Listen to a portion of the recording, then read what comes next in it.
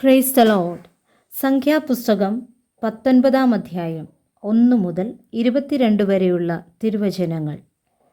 യഹോവ പിന്നെയും മോശയോടും അഹരോനോടും അരുളി ചെയ്തത്: യഹോവ കൽപ്പിച്ച ന്യായപ്രമാണം എന്തെന്നാൽ, കളങ്കവും ഊനമില്ലാത്തതും നുകം വയ്ക്കാത്തതുമായ ഒരു ചുവന്ന പശുക്കിടാവിനെ നിന്റെ അടുക്കൽ കൊണ്ടുവരുവാൻ ഇസ്രയേൽ മക്കളോട് പറക.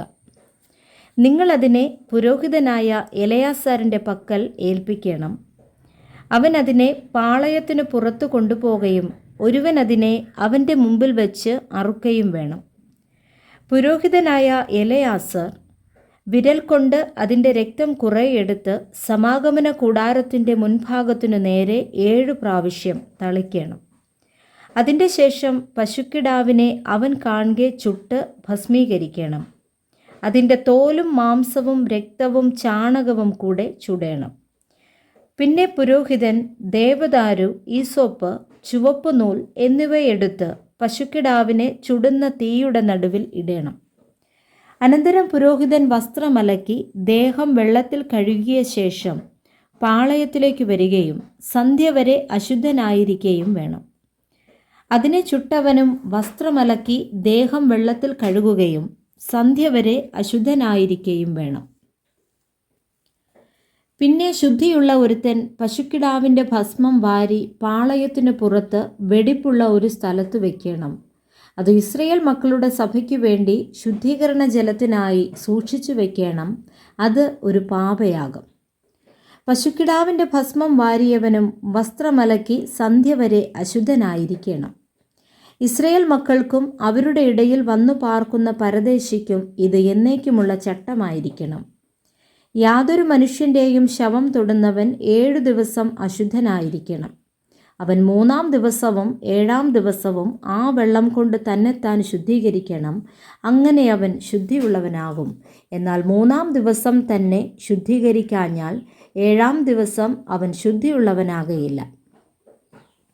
മരിച്ചുപോയ ഒരു മനുഷ്യൻ്റെ ശവം ആരെങ്കിലും തൊട്ടിട്ട് തന്നെത്താൻ ശുദ്ധീകരിക്കാഞ്ഞാൽ അവൻ യഹോവയുടെ തിരുനിവാസത്തെ അശുദ്ധമാക്കുന്നു. അവനെ ഇസ്രയേലിൽ നിന്ന് ഛേദിച്ചു കളയണം. ശുദ്ധീകരണ ജലം കൊണ്ട് അവനെ തളിച്ചില്ല. അവൻ അശുദ്ധൻ. അവൻ്റെ അശുദ്ധി അവൻ്റെ മേൽ നിൽക്കുന്നു. കൂടാരത്തിൽ വെച്ച് ഒരുത്തൻ മരിച്ചാലുള്ള ന്യായപ്രമാണം ആവിത്: ആ കൂടാരത്തിൽ കടക്കുന്ന ഏവനും കൂടാരത്തിലിരിക്കുന്ന ഏവനും 7 ദിവസം അശുദ്ധനായിരിക്കണം. മുടി കെട്ടാതെ തുറന്നിരിക്കുന്ന പാത്രമെല്ലാം അശുദ്ധമാകും. വെളിയിൽ വച്ചു വാളാൽ കൊല്ലപ്പെട്ട ഒരുത്തനെയോ മരിച്ചുപോയ ഒരുത്തനെയോ മനുഷ്യൻ്റെ അസ്ഥിയെയോ ഒരു ശവക്കുഴിയെയോ തൊടുന്നവനെല്ലാം 7 ദിവസം അശുദ്ധനായിരിക്കണം. അശുദ്ധനായി തീരുന്നവനും വേണ്ടി പാപയാഗം ചുട്ട ഭസ്മമെടുത്ത് ഒരു പാത്രത്തിലിട്ട് അതിൽ ഉറവുവെള്ളം ഒഴിക്കണം. പിന്നെ ശുദ്ധിയുള്ള ഒരുത്തൻ ഈസോപ്പ് എടുത്ത് വെള്ളത്തിൽ മുക്കി കൂടാരത്തെയും സകല പാത്രങ്ങളെയും അവിടെ ഉണ്ടായിരുന്ന ആളുകളെയും അസ്ഥിയെയോ കൊല്ലപ്പെട്ട ഒരുത്തനെയോ മരിച്ചുപോയ ഒരുത്തനെയോ ഒരു ശവക്കുഴിയെയോ തൊട്ടവനെയും തളിക്കണം. ശുദ്ധിയുള്ളവൻ അശുദ്ധനായി തീർന്നവനെ 3-ാം ദിവസവും 7-ാം ദിവസവും തളിക്കണം. 7-ാം ദിവസം അവൻ തന്നെ ശുദ്ധീകരിച്ച് വസ്ത്രമലക്കി വെള്ളത്തിൽ തന്നെത്താൻ കഴുകണം. സന്ധ്യയ്ക്ക് അവൻ ശുദ്ധിയുള്ളവനാകും. എന്നാൽ ആരെങ്കിലും അശുദ്ധനായി തീർന്നിട്ട് തന്നെത്താൻ ശുദ്ധീകരിക്കാഞ്ഞാൽ അവനെ സഭയിൽ നിന്ന് ഛേദിച്ചു കളയണം. അവൻ യഹോവയുടെ വിശുദ്ധ മന്ദിരം അശുദ്ധമാക്കി ശുദ്ധീകരണ ജലം കൊണ്ട് അവനെ തളിച്ചില്ല. അവൻ അശുദ്ധൻ. ഇത് അവർക്ക് എന്നേക്കുമുള്ള ചട്ടമായിരിക്കണം.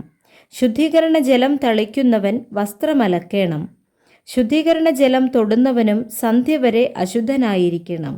അശുദ്ധൻ തൊടുന്നത് എല്ലാം അശുദ്ധമാകും. അത് തൊടുന്നവനും സന്ധ്യ വരെ അശുദ്ധനായിരിക്കണം.